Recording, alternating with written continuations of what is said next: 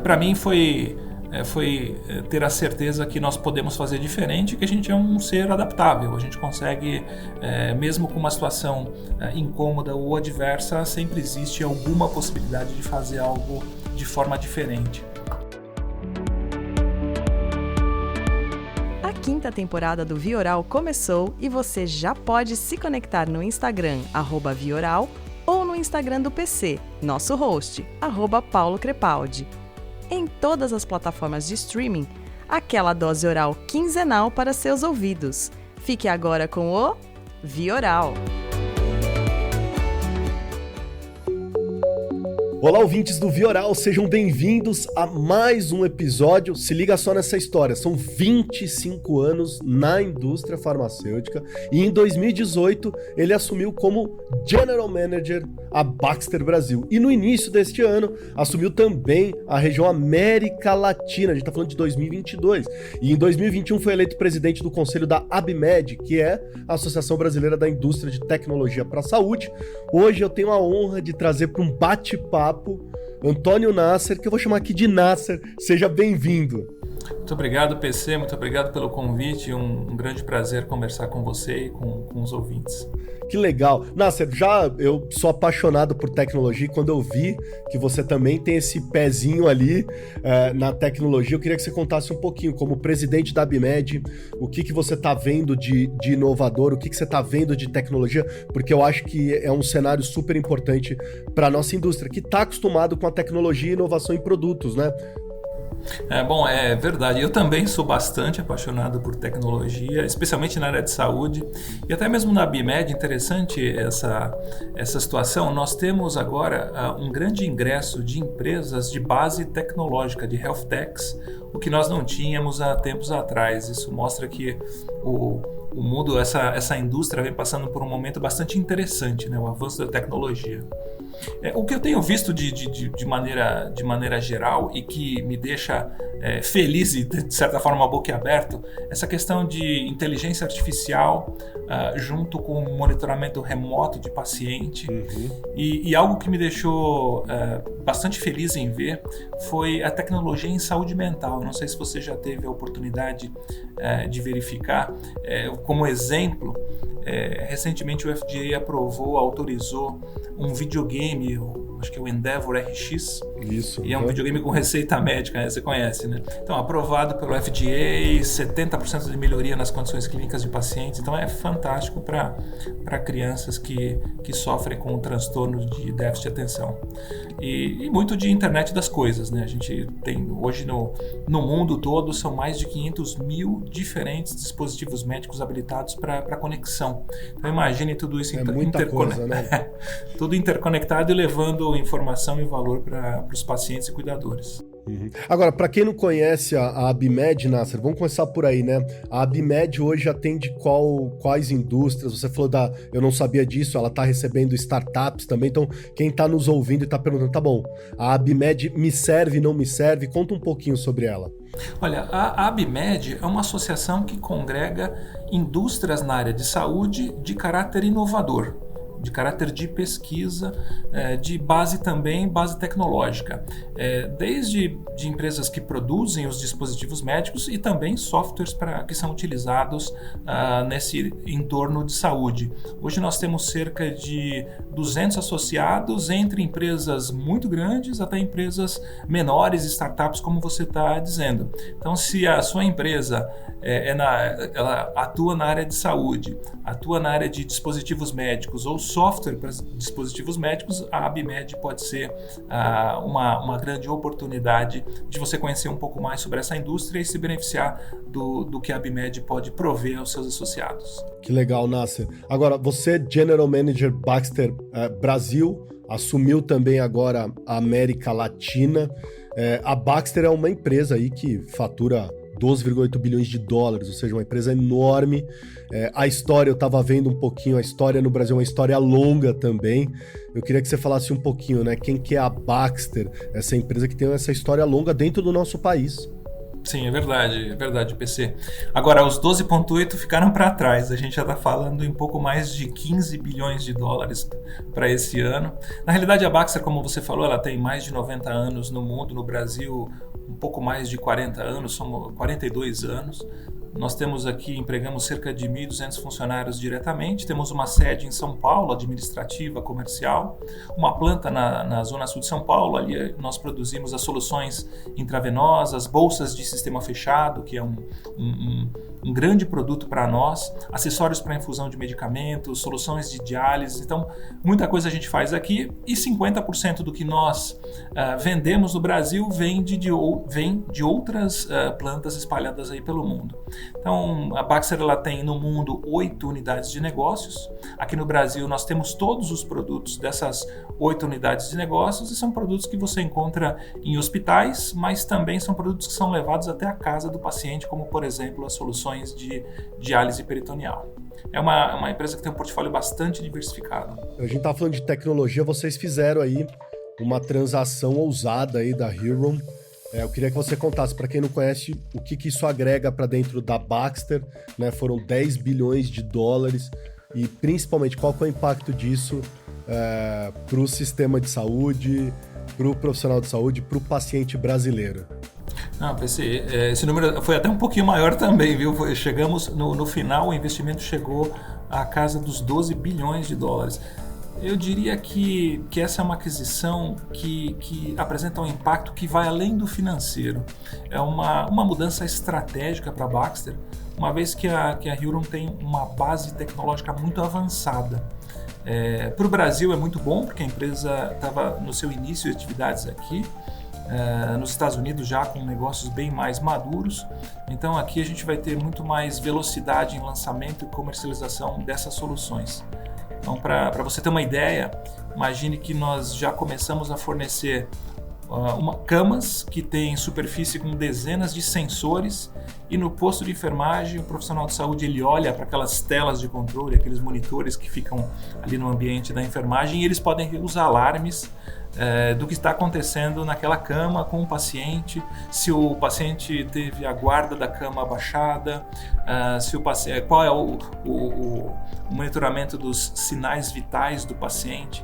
Então é um avanço que a Baxter traz por meio da Hillrom, de forma em solução completa, uma solução completa desde o hardware, passando pelo software e pelo treinamento do staff clínico dos hospitais. Ou seja, faz jus ao próprio slogan da Hillrom que fala de conexão aos cuidados avançados, né? E é tecnologia, o que você está falando é tecnologia, eu acho isso muito interessante. Agora, e o centro de distribuição? Vocês acabaram de investir num novo centro de distribuição, ou seja, nossa, estão acreditando demais no Brasil, isso dá um orgulho pra gente. Fala um pouquinho disso, a Baxter tem esse projeto, você que atende a América Latina, ou seja, o Brasil é um importante centro da América Latina, os outros países também enxergam o Brasil bem. Conta um pouquinho, porque é sempre importante, eu acho, a gente trazer, né? O brasileiro tem um pouquinho essa síndrome do vira-lata, mas é bom a gente ouvir essas coisas. Não, o Brasil para a Baxter é um mercado fundamental. É verdade, nós investimos no novo centro de distribuição, ele fica ali na região de Cabreúva, próximo de Jundiaí. É um local interessante, a gente produz em São Paulo, envia para Cabreúva e de lá vai para os nossos clientes, hospitais e pacientes também, a gente entrega até a casa do paciente. Um CD tecnológico, adensado, seguro para os nossos operadores, eles têm aqueles lifts giratórios para movimentação de carga, então um grande avanço. E para o teu comentário, sim, o Brasil é estratégico, nós produzimos aqui, exportamos para vários países da América Latina o que nós produzimos aqui em São Paulo, e a nossa pretensão é de continuar esse investimento num mercado que está cada vez em maior expansão. Então, o Brasil é um mercado estratégico para a Baxter, definitivamente. Que bom ouvir isso, Nasa. Nasa, você tem experiência, eu dei uma olhada no teu LinkedIn, você trabalhou também no mercado farma, não só no medical devices, né? Quais são as diferenças? É um mercado completamente... Quando você entrou, você falou, meu Deus do céu, eu tenho que mudar completamente a maneira que eu enxergo. Foi um susto ou não? Ele tem similaridades? Queria que você contasse um pouquinho para quem trabalha na Pharma e não teve experiência nos devices, e para quem trabalha em device e não tem experiência de Pharma. Na realidade, o cliente é diferente, né? Enquanto na Pharma o cliente é o médico, o principal cliente, geralmente, na área de medical devices a gente tem que identificar. Eventualmente é a engenharia clínica, outras vezes a enfermagem, ou mesmo o próprio médico. E em geral, eu diria que a maior diferença é que o médico ele não faz investimento quando ele prescreve um produto, ou seja, ele não se envolve no desembolso, em investimento, não tem muito risco quando ele faz a prescrição. Já no ambiente de medical devices, os nossos clientes, hospitais, clínicas, eles fazem aporte financeiro e investimento de longo prazo. Então, por exemplo, quando a gente coloca uma solução de vamos melhorar ou trocar o parque de bombas de infusão de um cliente, isso envolve investimento, treinamento de centenas, às vezes milhares de usuários de enfermagem, vários turnos sendo treinados, é necessário pós-venda, assistência técnica, assessoria científica, então o mundo é realmente um pouco diferente. Mas eu diria que o entorno de saúde, tanto Pharma, medical devices, mesmo diagnósticos, é um entorno que tem várias semelhanças e acho que talvez a principal é que todos temos aí uma missão bem bacana que é ajudar na manutenção da vida do paciente. Então, essa parte de ter orgulho em trabalhar na área de saúde, ela não muda. Mudam os stakeholders, muda o investimento, mas essa permanece. E as habilidades, Nasser? Por exemplo, você como IDM, as habilidades são diferentes? Você busca colaboradores com outros tipos de habilidades aí no mercado de devices do que buscaria, por exemplo, no mercado Pharma? Isso muda para o gestor? Olha, eu diria que o básico não muda. A gente busca... Vamos falar sobre aquelas metáforas bem conhecidas, né? Contrate pela postura, honestidade, credibilidade e você treina as habilidades. Isso não muda. Mas o que muda, talvez... É que no nosso entorno de medical devices é necessário muito treinamento e muito conhecimento de áreas que não são relacionadas somente ao produto, e sim de base tecnológica. O nosso mercado ele cada vez mais demanda conhecimento do entorno do hospital, do funcionamento do hospital e de soluções tecnológicas. Então o que a gente busca hoje são profissionais com espírito mais empreendedor e com conhecimento e não aversão à tecnologia, pessoas que estejam abertas a mudanças. E o que a gente coloca na Baxter é perspectiva em relação às nossas alavancas culturais. Velocidade, a pessoa tem que trabalhar com senso de urgência, coragem, aqui a gente tem que levantar a mão e dizer o que funciona e o que não funciona, colaboração e o que mais importante, simplicidade. Profissionais que venham para agregar na fluidez das nossas ações e também na comunicação com os times. Você falou de um ponto, coragem, eu acho extremamente interessante, porque a coragem eu acho que é junto um pouquinho da segurança psicológica dos líderes e gestores aceitarem essas tomadas de riscos, de você talvez errar e depois arrumar para acertar. Como que é isso, Nasser? Você acredita nisso? Você acha que você tem que errar para acertar mais? Você é um gestor que aceita isso mais ou não? Você tem um pouquinho o pé atrás? Como é que funciona isso, Nasser, para você? Olha, é interessante porque essa é até uma cultura da Baxter. Uhum. Então hoje o que nós recebemos da liderança da Baxter é que a gente tem que ter coragem, a gente tem que tentar e não tem problema errar. Se errar, erre rápido, aprenda com o erro e continue tentando, porque o mundo está em mudança, está em movimentação e a gente só consegue fazer coisas novas se a gente busca caminhos diferentes. Então, para nós faz parte da cultura. Já trabalhei em ambientes onde era uma situação um pouco mais controlada, onde o erro era menos aceitável, mas hoje eu não sinto isso aqui e me sinto bem confortável em trabalhar com esse entorno, nesse ambiente. Uhum. Você falou dessa questão dessa habilidade, mindset, mentalidade digital, né? A gente passou aí um momento de pandemia, foi muito difícil não só para a indústria da saúde, para todas as indústrias, porque tiveram que aprender muita coisa. Como é que foi para você, Nasser, como gestor, já tinha vivido algo similar? Dá para você comparar com algo que você já tinha vivido? E como que a Baxter trabalhou nesse sentido, nesse cenário de digitalização, pandemia, gestão de pessoas? Olha, para mim, eu te confesso que foi uma novidade. No início, uma novidade que deu muito medo. Nós não sabíamos o que poderia passar. Eu acho que nós tivemos aí um pouco de sorte também, PC. Quando houve aquela mídia muito forte do que estava acontecendo na Itália, nós decidimos do dia para a noite fechar o escritório para fazer um teste. Ainda não existia o lockdown. E nós fizemos um teste, olha, hoje ninguém vem para o escritório, cada um vai trabalhar como puder. E com isso nós monitoramos o que era necessário, os gaps para os nossos processos. E quando a pandemia veio para cá, porque ela veio um pouco retardada, né, do que aconteceu mais no Oriente, nós já tínhamos um pouco de infraestrutura para tocar isso adiante. Então, a digitalização ela aconteceu de certa forma forçada, mas eu te diria que a Baxter ela participa desse processo. A gente tem muito produto de base tecnológica e, inclusive, nós temos uma business unit que é voltada para isso. O nome da nossa business unit é Digital Health Connectivity e ela fala só sobre digitalização.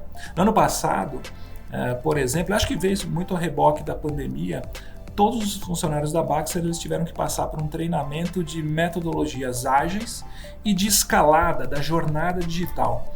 Então, como eu te comentei antes, isso hoje é parte da cultura Baxter, mas ali no início da pandemia realmente foi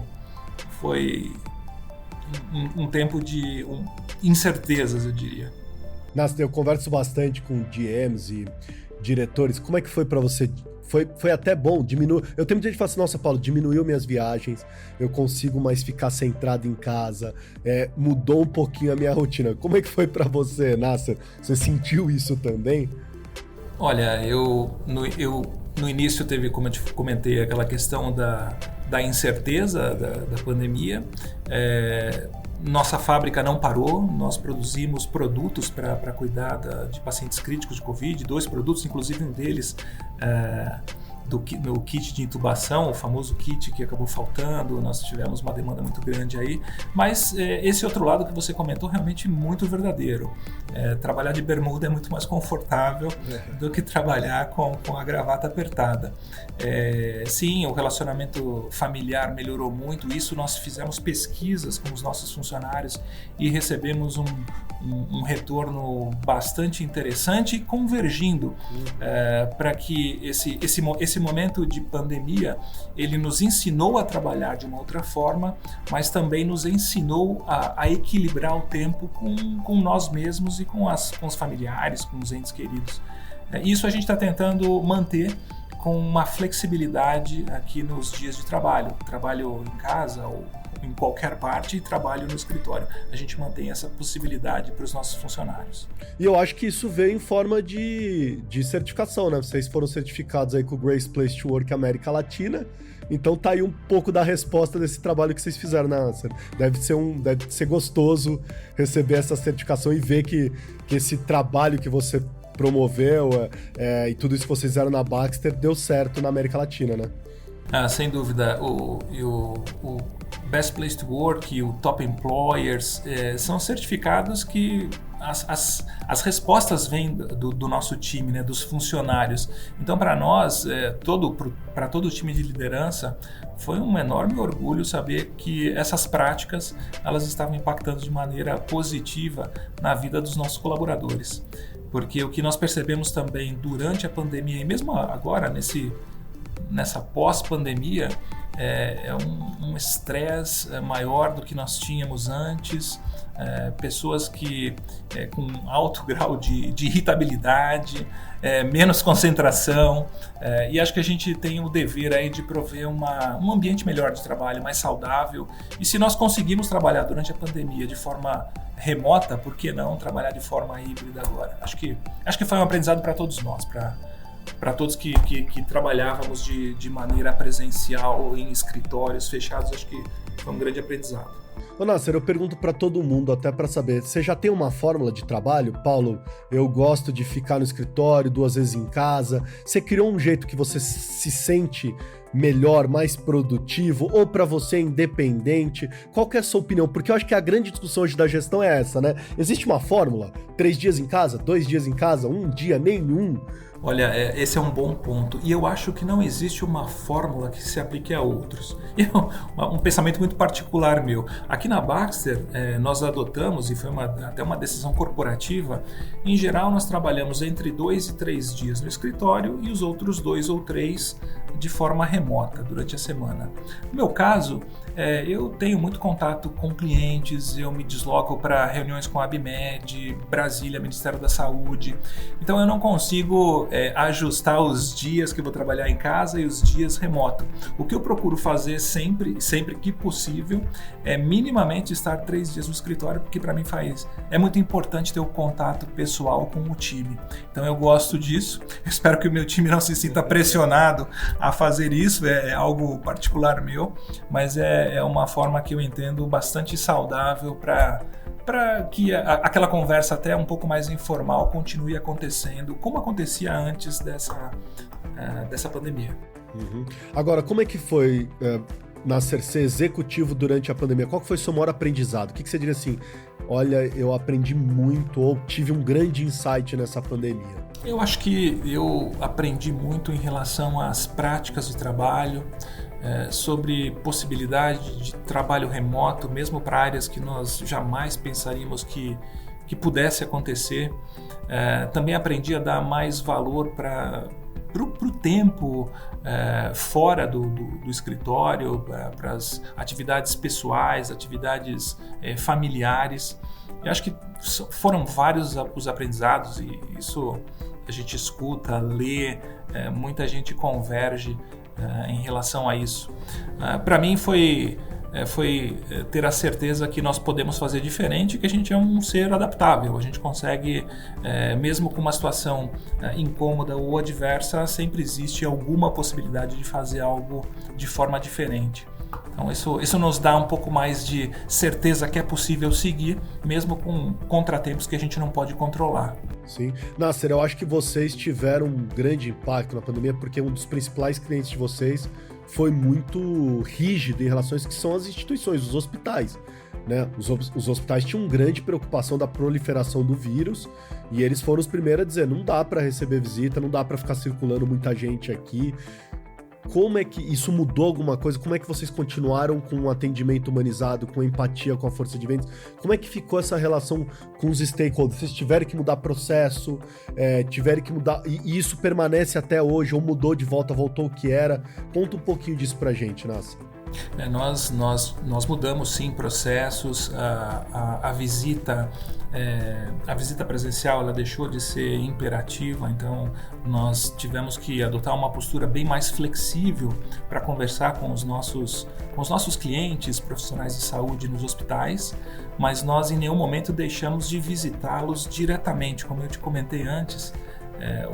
O time de serviço técnico ele tem que estar lá presente para resolver qualquer situação no equipamento nosso, senão o paciente ali na ponta ele não tem a terapia adequada. Então tivemos que treinar o nosso time, e como você bem comentou, humanizar o nosso time, e eu acho que a nossa presença física estreitou ainda mais o relacionamento com o nosso cliente, porque ele sentiu que não era só ele que estava ali na ponta, nós também estávamos ali na ponta. Isso foi muito bacana. Eu escutei de clientes, que bom que vocês também não pararam. Isso foi muito, muito legal. Agora, para o futuro, algumas desses processos foram adotados. Nós vamos continuar com visita presencial e visita virtual. Eu acho que é importante, o mercado demanda isso, mas sempre adaptando ao que é mais relevante, o que é necessário do ponto de vista do cliente. Uhum. Ou seja, o importante é o que o cliente quer, né, Nasser? Ou seja, o customer centricity é sempre de olho nele, né? Sem dúvida, cada cliente tem as suas regras, tem as suas necessidades, as suas peculiaridades, e a função da indústria é tentar se adaptar ao que o cliente necessita. Eu sempre gosto de saber, Nasser, você que tem uma experiência América Latina, liderar brasileiro e liderar outros colaboradores é muito diferente. Hoje, nós estamos bastante globalizados, tá bem ou não? Você sente uma diferença? Eu vou para outro país, eu tenho que mudar meu jeito de gestão, é uma gestão diferente. Eu queria entender um pouquinho quais são essas diferenças. Sempre tenho curiosidade de entender culturas, Nasser.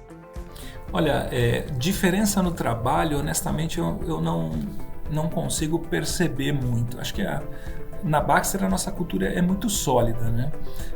Então, guardados aqueles temas mais regionais, eu não vejo alguma dificuldade. Eu creio que o trabalho remoto também ajudou a gente a harmonizar, né, esses processos, esse tipo de comunicação.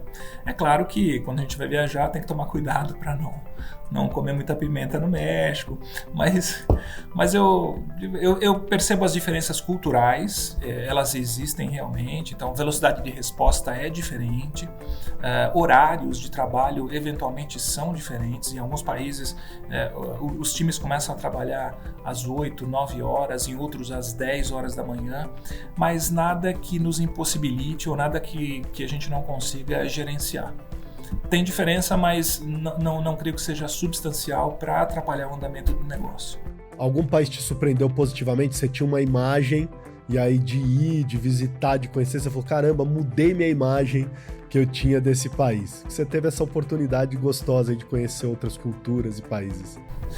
Olha, há muitos anos atrás, quando eu comecei a trabalhar em países da América Latina, eu tinha um pouco de, talvez não preconceito, mas eu tinha um pé atrás para ir para a Colômbia. A Colômbia tinha aquela fama dos cartéis, narcotráfico. Sempre, né?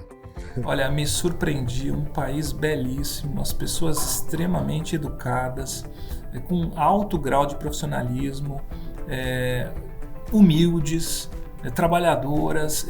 Esse foi um país que me ensinou a olhar de não ter esses preconceitos, de não formar essas ideias se você não for visitar ali. Sim. Eu diria que Colômbia para mim foi um grande aprendizado, assim, foi uma mudança interessante de mindset. Ficou alguma comida predileta, Nasser? Você tem aí dos países que você visita e fala, nossa, fiquei apaixonado por essa sobremesa, essa comida ou esse snack. Tem alguma coisa que você sempre morre de saudades de ir para lá para comer? Olha, a última vez que eu viajei para o México, nós fomos num restaurante típico mexicano e eu provei o mezcal, que é aquela tequila, mas com outro, feita de um outro arbusto, né? Não é exatamente aquele cactus, eu agora me esqueci o nome é o agave, desse arbusto. Né? Isso, exatamente. Agave, Isso, e eu achei muito melhor que a tequila, a gente estava acostumado só a tomar... É uma tequila mais rústica, né, basicamente, né? Pois é, mais saborosa e com aquela formiguinha frita e sal, fica especial. Que legal. Uma das bandeiras que vocês defendem, Nasser, é a diálise peritoneal. Tô trazendo agora pro prático aí, no que aperta, né? A gente tem isso no SUS, mas é subutilizada. Por que vocês defendem essa bandeira? Por que a Baxter resolveu ir com essa bandeira, conscientizar, falar desse assunto, Nasser? Qual que é a importância disso? Olha, PC, diálise peritoneal, vamos começar assim, a Baxter ela tem produtos e soluções tanto para hemodiálise como para diálise peritoneal. Então nós não temos um interesse em uma terapia versus a outra. Nós provemos soluções para as duas terapias. O Brasil, especificamente, é um país que tem uma muito baixa penetração de diálise peritoneal. Cerca de 6% dos pacientes que necessitam fazer a terapia de diálise.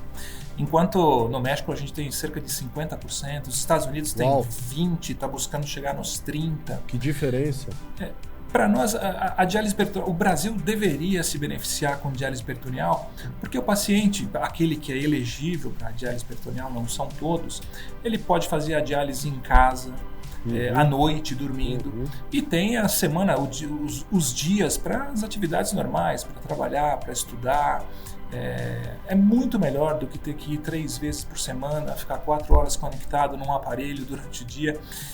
Tem um deslocamento até as clínicas, então é diferente. Entendi. Agora, eu estava lendo recentemente uma matéria que você é citado, da ANAP, que é a Associação Nacional de Hospitais privados, Nasser, porque o HCore ele investiu pesado em inteligência digital, a gente falou disso, como vocês também estão à frente disso, e você faz um comentário que eu fiquei muito curioso, você fala assim, nós estamos desenvolvendo sistemas mais orientados à ação, e eu acho que a tecnologia vem exatamente para isso, para te ajudar na tua tomada da decisão lá e diminuir o burden, né, o excesso de tarefa administrativa e repetitiva. Queria que você falasse um pouquinho disso, Nasser, o que é esse olhar da Baxter e o que é? Foi uma parceria, algum sistema que vocês fizeram em parceria com o HCore? Conta um pouquinho pra gente. Sim, o HCore é um hospital de referência, um hospital de mais alto nível aqui no Brasil. Com um centro de inovação maravilhoso. Centro de inovação fantástico. Nós fizemos uma parceria com o HCore e com base nas nossas plataformas camas inteligentes, monitores de sinais, software de conectividade, nós desenvolvemos junto com o HCore a possibilidade do posto de enfermagem, dos cuidadores, perceberem se existia qualquer tipo de ação a ser tomada em relação a pacientes de maneira remota no próprio ambiente hospitalar. Ou seja, o paciente não precisa apertar a campainha para chamar a enfermagem. Ali nos monitores da enfermagem, eles já percebem se algo está acontecendo com o paciente, algo que possa ser monitorado. E isso daí é uma chamada imediata para ação. Então, inclusive disto, deriva um estudo clínico que deve ser publicado em breve, demonstrando que esse sistema ele faz com que o cuidador e a deterioração do paciente seja menor e os cuidados ao paciente são mais rápidos do que o tratamento convencional, do que os processos convencionais. Olha, então fica aqui já o recado para o gerente médico da Baxter, quando sair esse estudo clínico, vem contar aqui para a gente desse resultado. Ou seja, o que a gente está falando aqui, Nasser, e que eu acho muito interessante na saúde, é de interoperabilidade, ou seja, vocês estão usando diversos sistemas para eles se lerem, trabalharem de maneira conjunta para dar uma informação e ter uma tomada de decisão em cima disso, é isso? Exatamente isso. Acho que você resumiu bem, melhor do que eu. Legal. Olha, Nasser, eu gosto de fazer um bate-bola rápido com meus convidados aqui no Vioral, então vamos lá, eu quero saber teu pensamento, o que você pensa sobre aquilo de maneira rápida. Visita médica virtual. Olha, funciona muito bem para algumas áreas, tem seu espaço, mas eu creio que não vai substituir totalmente a presencial, ao menos no curto prazo. A força de venda da indústria de devices. Deve se capacitar continuamente, tanto em conhecimento técnico, produto, também com novas ferramentas de gestão, automação, inteligência de mercado. Então é treinamento contínuo. Disrupção nos modelos de negócio, Nasser. Isso sempre vai ocorrer na nossa indústria. Acho que, exemplo, acho que foi ontem ou anteontem saiu uma notícia sobre aquela injeção que está em estudo na Índia como contraceptivo masculino. Não sei se chegou a ver isso. Não vi. É uma injeção que está sendo estudada como contraceptivo masculino com uma duração provável de 10 anos. Sei. Aí, qual é o efeito colateral disso? Como fica o mercado de contraceptivo feminino? Então, disrupção vai acontecer. Tô vendo aqui, ó, Rizud. Tô vendo aqui, ó, primeira vacina anticoncepcional masculina que também tem como intuito bloquear a transmissão do HIV. Pois é. Então, isso sempre vai acontecer. A nossa indústria vai se movimentar e cada vez mais rápido. Qual foi o último seriado que você maratonou, Nasser? Aí você me pegou, porque eu não sou muito de seriado. Não, filme. Vou te falar que é Patrulha Canina com a minha filha. Olha só, tá bom. Então temos algo em comum aí, ó, tá vendo? Eu fui no teatro da Patrulha Canina outro dia com meu filho também. Livro que você recomenda para as pessoas, Nasser, em 2022? Livro, eu li recentemente The $1 Trillion Coach. Um livro que eu até fui obrigado a ler. Eu não te confesso que eu não gosto muito de livro com o caráter de vamos abraçar a árvore, acordei para vencer, olho no espelho e vejo o campeão. Não é a minha leitura predileta. Repete o nome para os ouvintes aqui, como é que é? Esse livro chama The $1 Trillion Coach. Trillion Bill Campbell, isso aí, Leadership Bill Campbell, Playbook do Vale do Silício, é isso aí. Isso, esse cara, o guru do Vale do Silício, o cara que intermediou a discussão da Apple com a Google naquela questão do Android, depois ele foi o mentor do Jeff Bezos. Esse é um cara, assim, como eu te disse, não sou muito desse tipo de leitura, mas eu fiquei bem impressionado. Muitas lições de alguém que fez, não alguém que escreve o que a gente deveria fazer. Que legal. Então, isso que me deixou impressionado com o livro. Então fica a dica aí do Nasser, depois eu jogo na descrição do episódio para quem quiser comprar. Nasser, queria agradecer demais o bate-papo, a gente conhecer um pouquinho mais da tua história, do seu trabalho. Foi uma honra para mim tê-lo aqui no Vioral. Muito obrigado, viu? Imagina, PC, olha, para mim foi um prazer poder falar um pouco sobre a Baxter, mostrar para as pessoas o que nós fazemos, também um pouco de mim. Acho que a nossa conversa foi muito agradável. E se as pessoas quiserem saber mais sobre a Baxter, as nossas terapias, tem muita informação no nosso site, baxter.com ou .com.br. Então, realmente muito bacana a conversa. Agradeço a tua gentileza em me convidar para essa oportunidade.